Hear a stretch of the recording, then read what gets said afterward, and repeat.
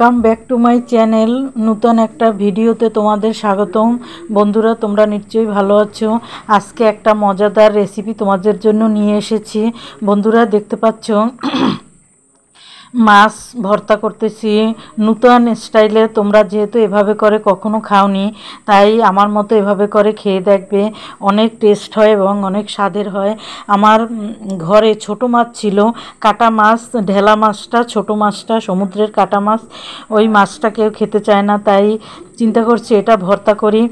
দেখতে পাচ্ছ বন্ধুরা, তেলের ভিতরে শুকনো মরিচ দিয়েছি, কাঁচামরিচ দিয়েছি এবং মাছটা ভেজে নিয়েছি।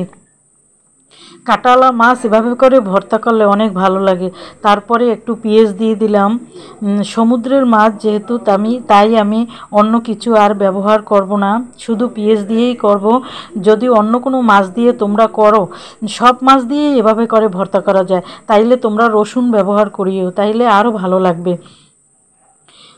বন্ধুরা, তাইলে চলো, যে কোনো মাছ দিয়ে তোমরা করতে পারবা, বড় মাছ দিয়ে করতে পারবা, কিন্তু কাটা মাছ দিয়ে আমি করি কেন, কাটাটা আর বাছার কোনো প্রয়োজন হয় না। বড় মাছটা ভেজে এভাবে তুমি বড় কাটাটা ফেলে দিয়ে তারপরেও এভাবে যে কোনো মাছ দিয়ে তুমি এভাবে করে ভর্তা করতে পারবা। বাটাবাটির কোনো ঝামেলাই প্রয়োজন নাই। অনেক আপুরা আছে বাটাবাটির কষ্টের ঝামেলায় ভর্তা বানাতে চায় না, কিন্তু ভর্তা আমরা সবাই খেতে পছন্দ করি। বাংলাদেশের মানুষ সবাই কিন্তু আমরা ভর্তা লাভার। ভর্তা হলে কিন্তু আমাদের বিরিয়ানি, কোপ্তা, পোলাও, মাংস যতই যা বলো, কোনো কিছুই কিন্তু ভালো লাগে না। ওই ভর্তাটাই সবচেয়ে আমাদের কাছে প্রিয় এবং আমাদের সবারই ভালো লাগে। তাই দেখতে পাচ্ছ, ভাজা যখন হয়ে গিয়েছে তখন আমি ব্লেন্ড করে নিয়েছি সামান্য একটি পানি দিয়ে। তারপরে আবার পেঁয়াজ ভেজে তারপরে কিন্তু আমি ভর্তাটা বানাচ্ছি। বানাতে যখন নাড়ানাড়ি করতে করতে শুকিয়ে গিয়েছে, তখন ভর্তাটা কিন্তু আমার হয়ে গিয়েছে। বন্ধুরা, দেখতে পাচ্ছ, এই ভর্তাটা তোমরা অবশ্য করে ট্রাই করে খেয়ে দেখবে। কষ্ট এবং ঝামেলা ছাড়াই কিন্তু আমি ভর্তাটা মজাদার একটা ভর্তা বানিয়ে ফেললাম। তোমরা বানাবে কিন্তু দেখবা অনেক মজা লাগে। একবারে তুমি 2 প্লেট ভাত অনায়াসে একবারেই তুমি খেয়ে ফেলতে পারবা, এত ভালো লাগে এবং কোনো কষ্ট লাগে না, কোনো ঝামেলা লাগে না।